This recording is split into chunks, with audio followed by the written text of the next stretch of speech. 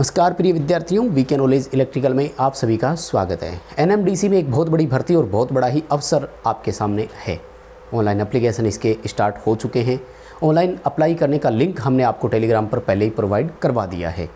जितने भी सूचनाएं, लिंक या पीडीएफ्स नोटिफिकेशन होते हैं वो सब टेलीग्राम पर ही हम प्रोवाइड करवाते हैं। इस वीडियो के डिस्क्रिप्शन में लिंक दिया गया है, आप टेलीग्राम पर हमारे साथ कनेक्टेड ज़रूर रहिएगा। भर्ती से संबंधित जितने भी पॉइंट्स होते हैं वो टेलीग्राम पर समय समय पर अपडेट देते रहते हैं, तो आप वहाँ पर कनेक्टेड रहिएगा। इस वीडियो के डिस्क्रिप्शन में उसका लिंक है। आज हम इस भर्ती से जुड़े हुए कुछ सवाल और भी देखने वाले हैं।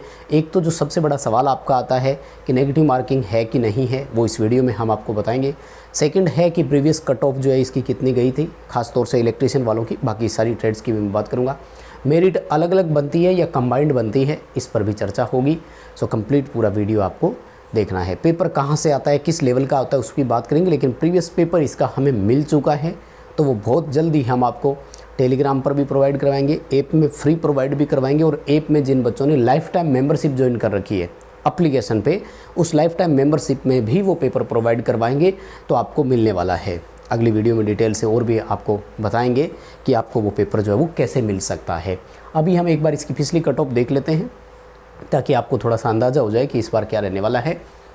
हालांकि मैं ये मानता हूँ कि हर भर्ती अपने आप में एक नया आयाम होता है, एक नया इतिहास बनाती है, एक नया रिकॉर्ड बनाती है। क्योंकि उसका जो प्रीवियस वैकेंसी होती है उससे शायद, जहाँ तक मेरा मानना होता है, कोई उस पर इम्पेक्ट नहीं आता है।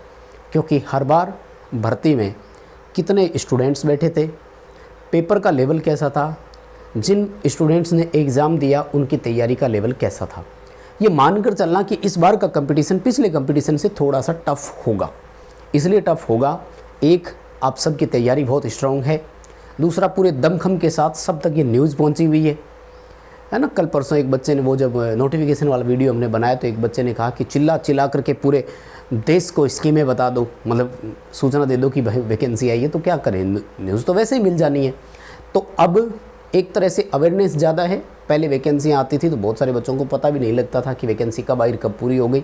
तो इस बार आपको पिछले पेपर का भी पता लगने वाला है कि कहाँ से क्या आता है, कितना आता है। तो इन सब पर हम पूरी चर्चा भी करेंगे। सो कंप्लीट वीडियो देखना। चैनल से अगर पहली बार जुड़े हैं तो सब्सक्राइब कर लीजिए। हम इसी तरह का अपडेट, कंटेंट और न्यूज़ नोटिफिकेशन इस चैनल पर आपको प्रोवाइड करवाते हैं। हाँ, अगर आप इलेक्ट्रीशियन से हैं और इस एग्ज़ाम की तैयारी करते हैं तो 30 क्वेश्चन आपके इलेक्ट्रीशियन ट्रेड के आएंगे। और ये है हमारी अपनी बुक, आपकी अपनी बुक, जिसमें क्वेश्चन हमने खुद तैयार किए हैं और कम्पिटिटिव एग्ज़ाम्स के लिए स्पेशल तैयार किए। पूरे भारत में कोई भी कम्पिटिटिव एग्ज़ाम्स हो, सबके लिए सपोर्टिव है। लिंक डिस्क्रिप्शन में दिया गया है। पहले आप डेमो देख लेना बुक का, और उसके बाद में आप इसको ऑर्डर करके मंगवा सकते हैं। पूरे भारत में डिलीवरी है। कहीं का भी आप एड्रेस देंगे इंडिया में, भारतीय डाक से ये पोस्ट आप तक पहुंच जाती है, तो आप इसे मंगवा सकते हैं। आइए डिटेल जान लेते हैं। सबसे पहले देखो, बात करेंगे जो फील्ड असिस्टेंट है, मेंटेनेंस असिस्टेंट है इलेक्ट्रिकल वाले, उनकी। और ये बचेली कॉम्प्लेक्स का है। देखो, इस बार आपका 3 कॉम्प्लेक्स में वैकेंसी है ना। मैंने एक वीडियो बनाया था पिछला, उसमें मैंने आपको बताया था कि क्या आप एक से ज़्यादा कॉम्प्लेक्स में अप्लाई कर सकते हैं कि नहीं। तो शायद आपने वो वीडियो देख लिया होगा, लेकिन फिर भी कई बच्चों के कमेंट्स अभी भी आ रहे हैं। इसका मतलब है कि या तो वीडियो आप ध्यान से नहीं देखते हैं या फिर सूचना आप तक पहुंची नहीं। कोई बात नहीं, इसी के लिए निवेदन करता हूं कि अगर 8 मिनट की, 10 मिनट की वीडियो हो तो चाहे स्पीड डबल कर लिया करो, लेकिन पूरी बात सुना करें, है ना। अर्धकथाएँ सुनने वाले है ना कि बह जाएंगे, एक वो, खैर कोई बात नहीं। तीनों कॉम्प्लेक्स में से आपको ध्यान रखना है, किसी एक कॉम्प्लेक्स में ही आप फॉर्म भर सकते हैं, ये ध्यान रखना। तीनों में से एक में भर सकेंगे, आपको सेटअप करना है। दूसरी बात, आप केवल एक पोस्ट के लिए ही अप्लाई कर सकते हैं। ऐसे नहीं कि मैं एक कॉम्प्लेक्स तो चूज कर लूँ, फिर उसमें ITI बेस पे, डिप्लोमा बेस पे, 10th बेस पे तीनों भर दूँ, ये भी नहीं होगा। ठीक है, तो ये मैंने आपको बताया। अब मैं आता हूँ कि मेरिट कंबाइंड बनती है कि अलग अलग। तो ध्यान रखना है, सेपरेट मेरिट बनती है, तीनों की अलग अलग बनती है। ठीक है ना। तीनों कॉम्प्लेक्स में जो वैकेंसी आई है, तीनों की अपनी अपनी मेरिट बनेगी। अब भाई किस्मत पर है कि मैं यहाँ भरूँ कि यहाँ भरूँ कि यहाँ भरूँ। मैंने यहाँ अप्लाई किया, कंपटीशन टफ़ था, मेरिट ऊपर चली गई, मेरे इतने नंबर है कि मैं इस कॉम्प्लेक्स में भरता तो सिलेक्शन हो जाता। मुझे लगता है कि ये सब कहीं ना कहीं आपके लक यानी किस्मत पर भी डिपेंड करेगा यहाँ पर, क्योंकि अभी से नहीं पता ना। लेकिन अगर आप छत्तीसगढ़, कर्नाटक उस एरिया से बिलोंग करते हैं तो मेरा एक सुझाव आपको ये है, क्योंकि हमारे साथ छत्तीसगढ़ वाले बहुत बच्चे जुड़े हुए हैं, तो मेरा सुझाव ये है कि आप अपने कॉम्प्लेक्स में ही भरें, क्योंकि बाद में ट्रांसफ़र होना बहुत मुश्किल हो जाता है और नौकरी लगने के बाद चीज़ें दूर लगने लग जाती है।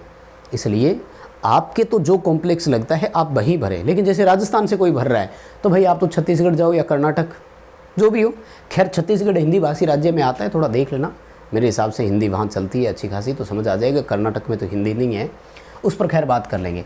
तो सबसे पहले मैं दोबारा बोल रहा हूँ, सुन लेना है ना। देखो ये बच्चे जो अभी इस वीडियो पर मेरिट सेपरेट बनती है, ये मैं बता देना हूँ। अभी इस वीडियो पर जो नए व्यूज़ आएंगे, नए बच्चे आएंगे ना, उनको तो लगेगा कि पता नहीं क्या बोल रहे हैं, लेकिन जो बच्चे पुराने जुड़े हुए ना, वो हमारे एक एक बात को सुनना चाहते हैं, वो अनुभव है जिसको यूटिलाइज़ करना चाहते हैं। हम यही चीज़ें शेयर करने, ज़रूरी होता है बताना आपके सामने कि कहाँ भरें, क्या करें, ये मैसेज आते रहते हैं। इसलिए तो आपके डिस्टेंस के हिसाब से, पोस्ट के हिसाब से आप देख लेना, हो जाएगा। ध्यान रखिएगा, तीनों कॉम्प्लेक्स की सेपरेट मेरिट बनती है, अलग अलग बनती है, इसलिए कहीं ना कहीं यहाँ पर आपका मुझे लगता है लक काम करता है। अब मैं आता हूँ सबसे मोस्ट इम्पॉर्टेंट चीज़। कोई बच्चा देख रहा है तो इसका टाइम स्लॉट जो है ना वो कमेंट कर देना भाई।